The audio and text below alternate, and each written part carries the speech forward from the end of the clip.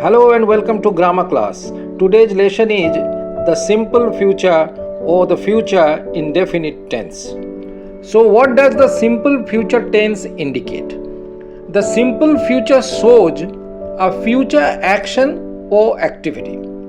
It shows that an activity or action is likely to happen sometime in future. So as the name suggests, the simple future does not point out the completion or continuity of the future activity. It just tells us that an action or activity is going to take place sometime in the future. But what is the structure of the simple future tense? The auxiliary verb shall or will plus the base form or the first form of the main verb constitute the simple future tense. Shall and will are the auxiliary verbs or helping verbs of the future time. And we use shall or will with the first form of the verb in simple future tense. Whether to use shall or will depends on the subject of the sentence. So let's find out where to use shall and where to use will in simple future tense. Well, the helping verb shall is only used for the first person pronoun I and we. In other words, if the subject is I or we use shall in the simple future tense. On the other hand, the auxiliary verb will is used if the subject is you, he, she, it, they, or any noun. So it is clear that except for the first person pronoun I and we, will is used for all other pronouns and nouns. In modern English, shall is rarely used. Even for the first person pronouns I and we, will is being increasingly used these days. Now let's see some examples of the simple future tense on your screen. I shall visit London next year. In this sentence, the subject is the first person pronoun I. So the auxiliary verb shall is used with the first form of the verb visit in the simple future tense. It shows that the action of visiting London will take place sometime in the future, that is next year.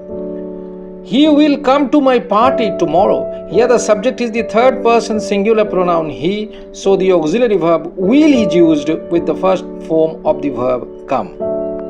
Again, we shall buy a car next month.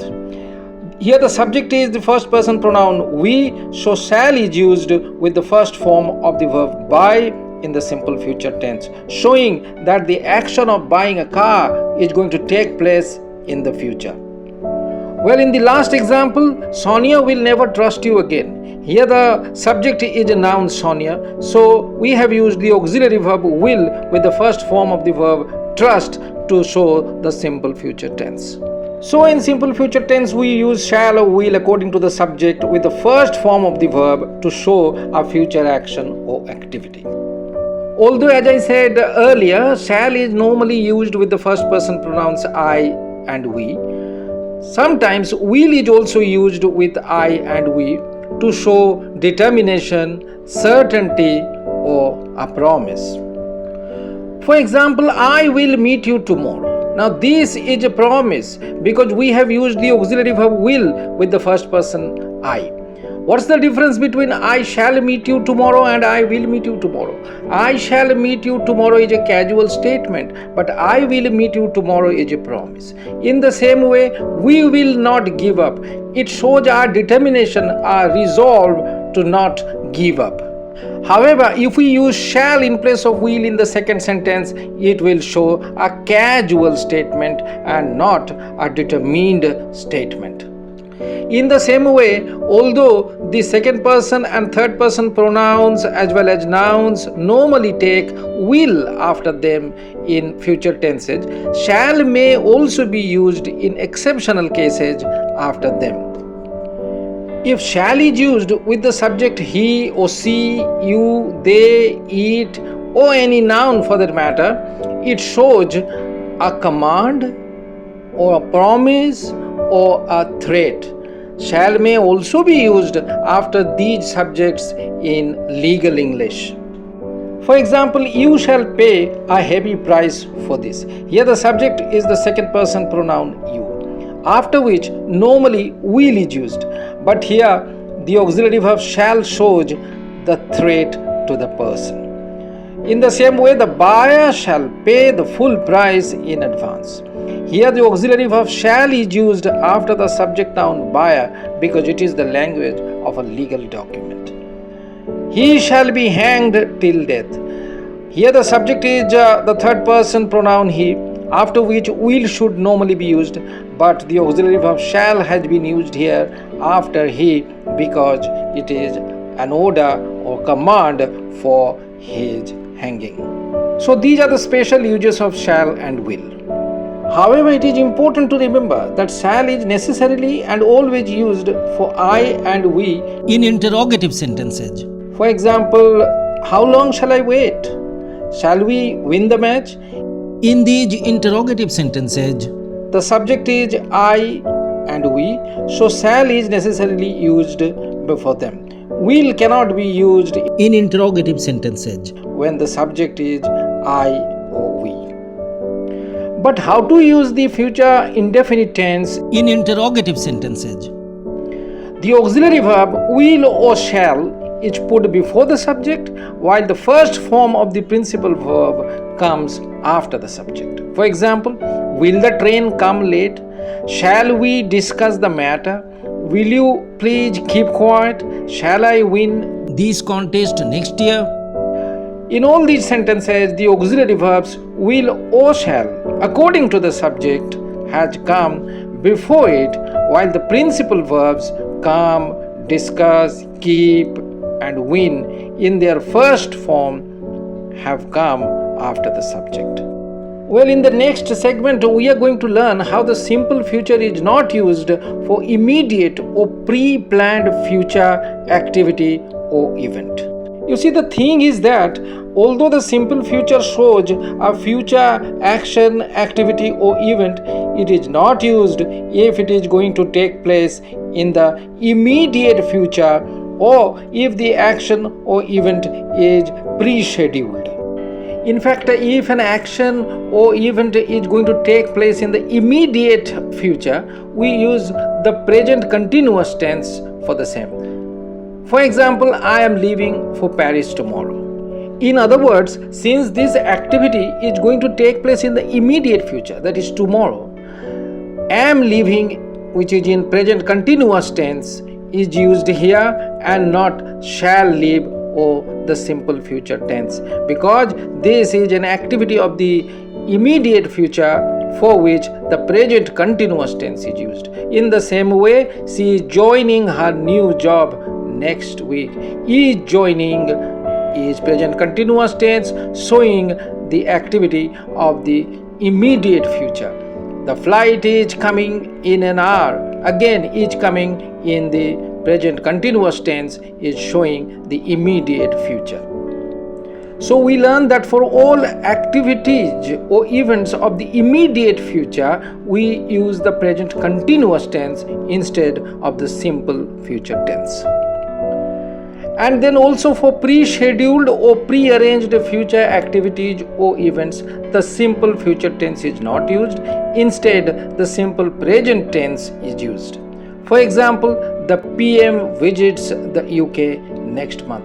This is a pre-scheduled or pre-arranged visit by the PM, and hence visits, which is in the simple present tense, is used here instead of will visit. The school reopens on July the 10th. Here also reopens is in the simple present tense, showing a pre-arranged future program or activity instead of the simple future tense. In short, we learn that if a future activity or event has been planned or arranged in advance, then especially for official or formal events and activities, we use the simple present tense instead of the simple future tense. However, in informal or conversational English, in these cases too, the simple future tense is perfectly acceptable. Well, up next is a very important rule of the simple future tense. The future indefinite tense is not used after some linkers or conjunctions in the sentences. The simple future tense is strictly never used immediately after these conjunctions in the sentences.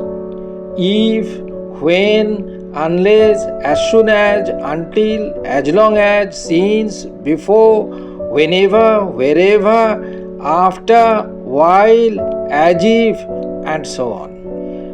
In the sentences immediately after these conjunctions, we use the simple present tense instead of the simple future tense, even though we refer to a future activity or action. For example, if he apologizes, I shall forgive him. Here, after if apologizes is in the simple present tense, we can't use will apologize or simple future tense here. I shall study when my teacher comes. Comes is in simple present tense after the conjunction when. It is wrong to use will come or simple future tense here. Now consider the third example. He will have lunch after he reaches home. Here, after the conjunction after, we are using the simple present tense reaches. It will be wrong to say after he will reach home. Will reach will be wrong here, even though it refers to a future activity. In the same way, after the conjunction as soon as the verb comes is in the simple present tense, we can't use the simple future will come here, although it refers to a future action. However, please note that in all these sentences, the other clauses have the simple future tense, like shall forgive, shall study, will have, and will inform, etc. Well, up next we have the expression verb be plus going to plus the first form of the verb. It makes a future time reference.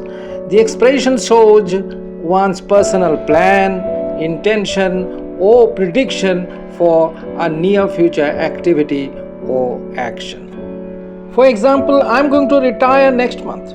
It's my personal intention or plan for the near future. I think it's going to rain soon. It's a prediction for a near future activity. We are not going to invest in this stock. This is not our intention for the near future.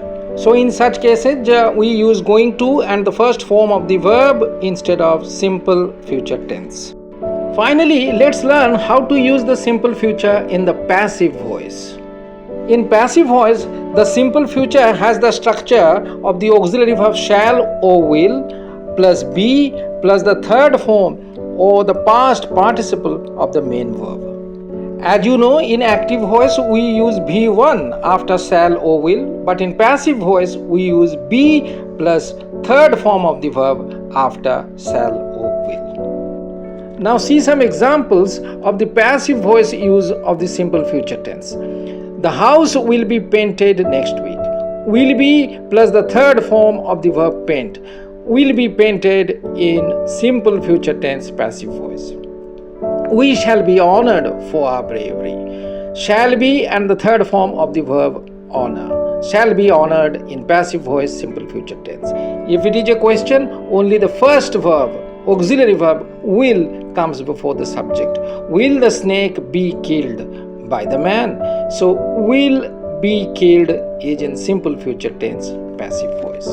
And in the negative sentences, like the job will not be done in time, not is placed in between will or shall and be.